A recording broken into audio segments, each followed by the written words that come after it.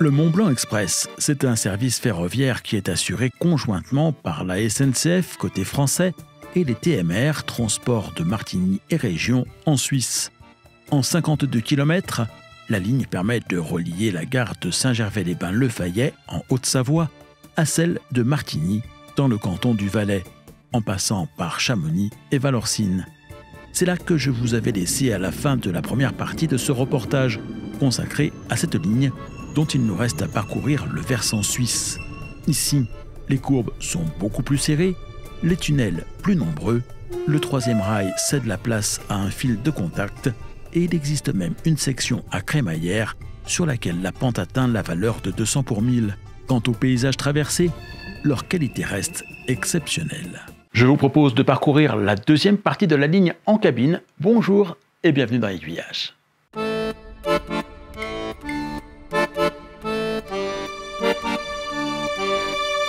Pour la suite de mon voyage, j'ai rendez-vous avec David Bertolini, en gare de Valorcine.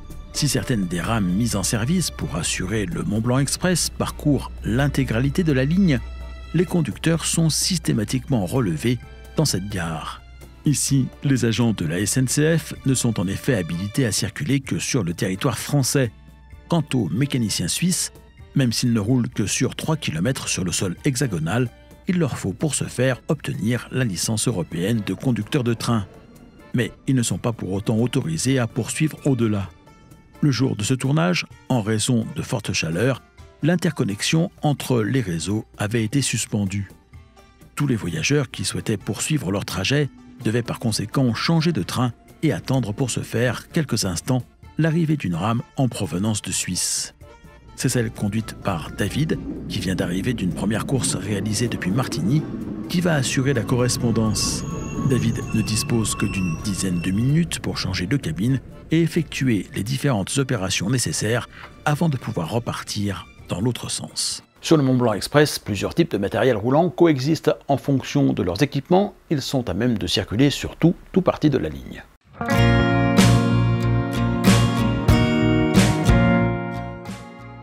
Ce sont les Z800, 850 et 870. Les premières ont été commandées conjointement par la SNCF et les TMR à un consortium constitué des entreprises Vevey Technologies, AD-Trans et SLM. Il s'agit d'automotrices panoramiques à crémaillère constituées de 2 caisses. Équipées d'un pantographe et de frotteurs, elles sont à même de parcourir l'ensemble de la ligne. Elles ont été livrées en 1997. La France en possède 3, la Suisse 2. Les Z850 ont été commandées à Stadler exclusivement pour les besoins de la SNCF, qui a pu ainsi remplacer la série des 8 Z600 qu'elle exploitait depuis 1958. Les automotrices de la série des Z850 ressemblent beaucoup à celles des Z800, mais elles se distinguent par le fait que les rames sont constituées de 3 caisses. Elles sont également dotées d'un pantographe et de frotteurs, et de ce fait peuvent circuler des 2 côtés de la frontière, mais pas au-delà de la gare de Salvan, puisque dépourvues de système à crémaillère. Concrètement, elles se contentent de circuler jusqu'à Valorcine.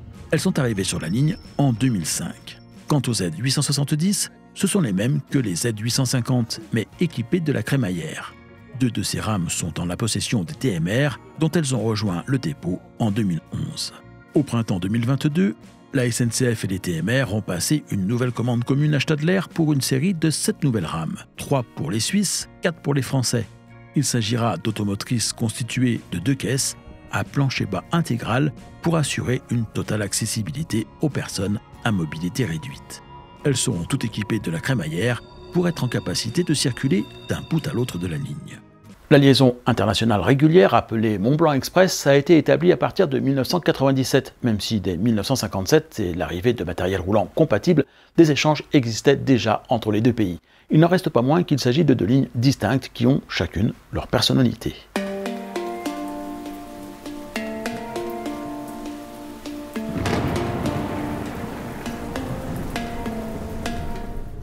Même si elles présentent bien des points communs qui ont permis de les interconnecter, ces 2 lignes ont été conçues avec des objectifs bien différents. La section française a été établie par le PLM entre Saint-Gervais et Châtelard-Frontière selon les normes en vigueur pour les chemins de fer d'intérêt généraux. Il s'agissait de désenclaver la vallée de Chamonix. Du côté de la Suisse, la motivation était très différente.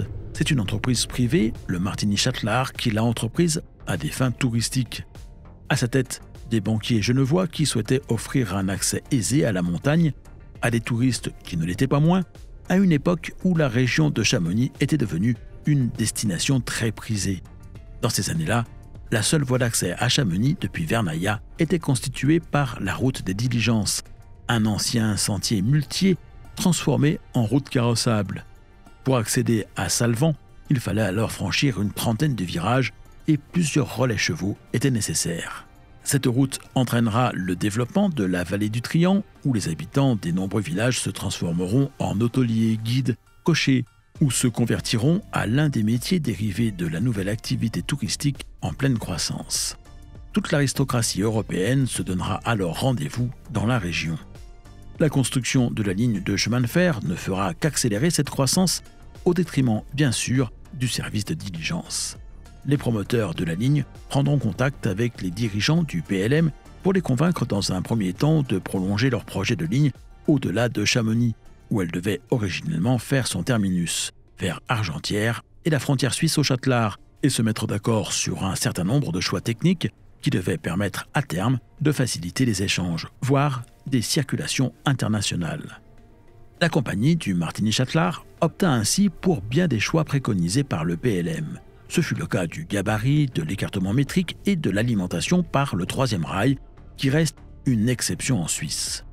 Plusieurs tracés furent envisagés, privilégiant au maximum l'adhérence simple sur des rampes ne dépassant pas les 70 pour 1000, quitte à creuser des tunnels et à prolonger la longueur du parcours pour permettre au train de prendre de l'altitude en décrivant des lacets. Les coûts de construction risquant de s'envoler, il fut finalement décidé de couper au plus court et d'établir une section à crémaillère, au moins sur la section comprise entre Vernaya et Salvan. Reste à expliquer pourquoi certaines sections de la ligne sont dotées d'une caténaire et d'autres non.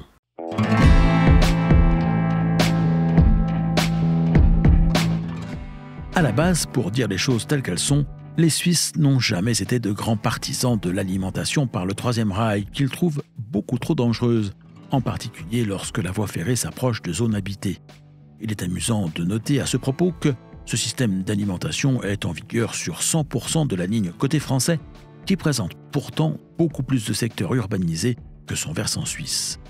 Quoi qu'il en soit, le projet porté par la société du Martini Chatelaar comprenait une première section en plaine, exploitée en mode tramway entre Martigny et Vernaya. Aucun espoir d'obtenir une concession en présentant un dossier technique mettant en avant un tel mode d'alimentation en milieu urbain. Pour les premiers kilomètres de la ligne, on eut donc recours à un fil de contact, une caténaire simplifiée. Pour la partie située en montagne, l'alimentation par le troisième rail fit l'objet d'une dérogation qui fut accordée à la compagnie en raison de la situation particulière de la ligne, mais cela restera une exception en Suisse. Les arguments qui furent entendus est qu'il était beaucoup plus facile et moins coûteux de remonter une voie alimentée par un troisième rail que par une caténaire, à la suite de dégâts provoqués par les avalanches qui n'étaient pas rares sur le parcours. Du reste, et jusque dans les années 30, la compagnie du Martini Chatelaar ne faisait rouler ses trains que durant la belle saison.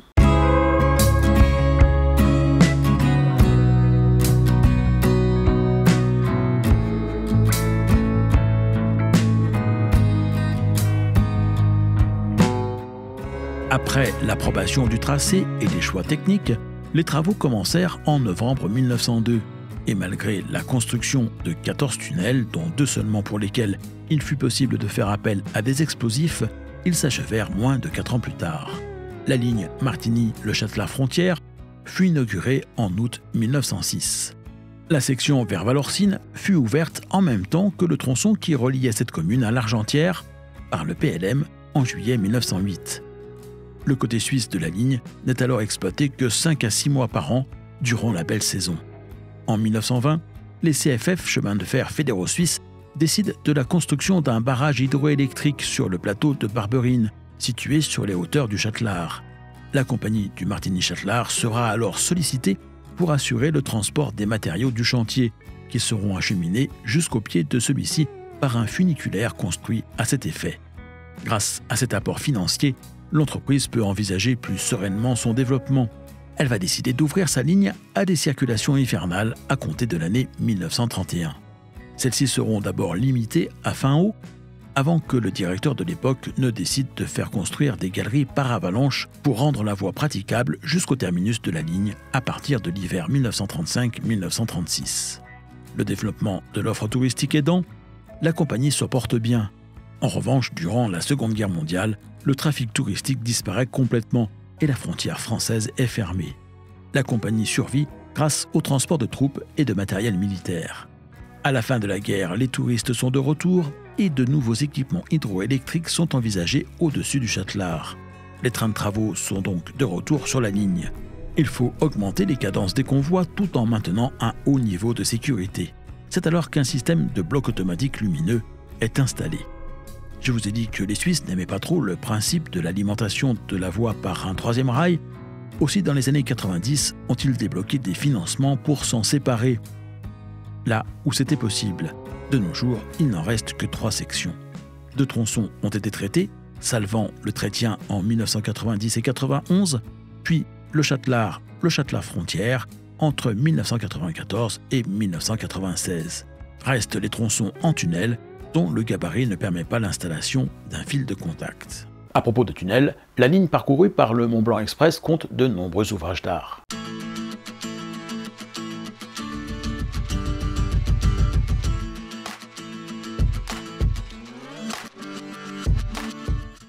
Les tunnels sont au nombre de 14. Leur longueur cumulée avoisine les 2 km et représente 13% du parcours. Le plus long est celui de l'Achat qui mesure 579 mètres, tout juste 100 fois moins que le nouveau tunnel de base du Gothard qui lui est long de 57 km. Les cheminots travaillant sur la ligne le considèrent donc comme son petit frère par la taille, mais son grand frère par son âge. Le tunnel de l'Achat ayant été ouvert en 1906, celui de base du Gothard 110 ans plus tard, en 2016.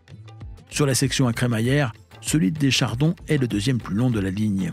Il est hélicoïdal, la pente y est de 20% et le rayon de courbure de 80 mètres, à comparer avec celui minimum imposé sur la partie française qui est de 150 mètres. Dans ce tunnel, on peut encore apercevoir des entrées de galeries qui avaient été creusées au moment de sa construction, car un gisement de charbon y avait été découvert. Finalement, le filon s'étant révélé trop petit, on renonça à l'exploiter.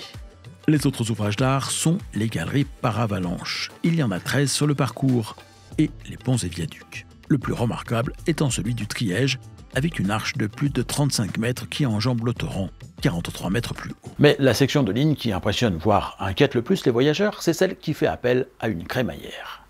Qui ne s'est jamais demandé, alors qu'il se retrouve dans un train engagé sur une pente de 20%, ce qui se passerait en cas de défaillance des freins ou du conducteur. Mais là, David est formel, la sécurité est totale. La vitesse des trains qui s'engagent sur cette section est drastiquement contrôlée.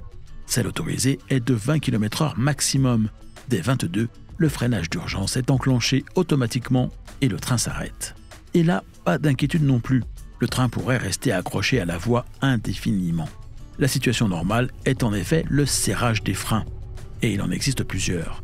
L'un d'eux est commandé par un ressort qui est comprimé en permanence. C'est l'envoi d'air dans un circuit qui permet de le desserrer. En cas de fuite ou de manque d'air, la conséquence immédiate est que des mâchoires s'agrippent solidement à la voie. Il y a par conséquent plus de chances de se retrouver dans l'impossibilité de bouger que de partir à la dérive. Il reste que la crémaillère est tout à fait adaptée dans le cadre d'une ligne à vocation touristique, mais qu'elle complique singulièrement l'exploitation. Les véhicules qui circulaient à l'origine sur la ligne ne pouvaient par exemple pas dépasser les 7 km/h. Pour fluidifier le trafic, un aménagement avait été créé après Salvan pour gagner un peu de temps. Une aiguille avait été posée sur un replat en un point où la pente n'est plus que de 35 pour 1000. Elle permettait au train descendant de s'engager dans une voie en impasse, le temps de croiser le train montant. Une fois celui-ci passé, il refoulait au-delà de l'aiguille pour se réengager dans la descente. Il fallait alors 1 heure pour faire cette simple portion du trajet. Le dispositif a été supprimé dans les années 50, après l'arrivée sur la ligne d'automotrices capables de rouler plus vite sur ce tronçon. La crémaillère qui l'équipe était d'origine jusqu'en 2011, année au cours de laquelle elle a été remplacée. La ligne est fréquentée par de nombreux touristes à qui les TMR proposent même des trains charters. Ce sont des trains qui suivent les réguliers tout en bénéficiant d'un horaire plus détendu. Les pilotes peuvent se permettre de ralentir un peu leur vitesse pour laisser leurs passagers profiter du paysage. Ils ne font pas d'arrêts commerciaux en gare et les annonces touristiques sont diffusées. Seule contrainte, ne pas trop traîner quand même, de manière à ne pas mettre en retard les trains croiseurs. Tout au long du parcours, les points remarquables ne manquent pas. Commençons par le plus proche de la frontière française, Verticalpe, un parc d'attractions malheureusement actuellement fermé qui cherche un repreneur. Le site donne accès au barrage des Mossons en empruntant 3 modes de transport sur rail, un funiculaire, un train panoramique et un mini-funiculaire. Ce site draine habituellement pas mal de trafic sur la ligne Martigny-Châtelard et la compagnie qui l'exploite ne peut que souhaiter sa réouverture prochaine. Salvan abrite le siège du musée de la radio. C'est en effet ici que fut réalisée une première mondiale en 1895.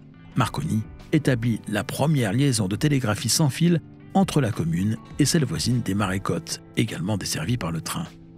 Sans oublier le train nostalgique du Trian, une association qui préserve une partie du matériel roulant qui a circulé sur la ligne et propose des circulations entre Martigny, où se trouve son dépôt, et Vernaya. C'est précisément à Vernaya que se trouvent les principales installations des TMR.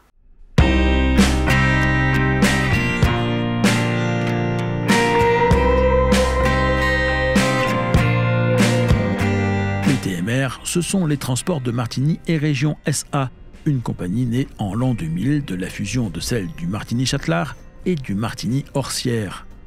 Elle exploite 2 lignes de chemin de fer, le Mont-Blanc Express et le Saint-Bernard Express entre Martigny et Le Châble, mais également des lignes de bus, une agence de voyage et une flotte de camions. Ses principales installations ferroviaires sont implantées à Vernaya, où se trouve son dépôt, et le CGT, Centre de gestion du trafic. En 2018, elle a inauguré son centre de compétences en révision de bogies ferroviaires, ce qui lui a valu d'avoir pour client la SNCF qui y a refait faire les bandages des roues de son célèbre train jaune. Mais ça, c'est bien sûr une autre histoire. Et vous êtes-vous déjà aventuré sur le versant suisse de la ligne du Mont-Blanc Express ou avez-vous l'intention de le faire prochainement? Racontez-moi vos aventures ou vos projets en commentaire. Un grand merci à David Bertolini et à son ancien collègue Pascal qui se reconnaîtra, ainsi qu'au TMR pour l'organisation de cette journée de tournage. Merci aussi à l'équipe de Raiwan pour les images de drones en particulier. Je vous renvoie sur l'émission qu'ils ont eux-mêmes consacrée au Mont-Blanc Express. Vous y découvrirez notamment plus en longueur l'association du train nostalgique du Trian, dont je n'ai fait qu'évoquer l'existence dans ce reportage, et une mémorable séance de trainspotting sur la ligne. Je vous retrouve quant à moi la semaine prochaine pour partager avec vous de nouvelles découvertes ferroviaires.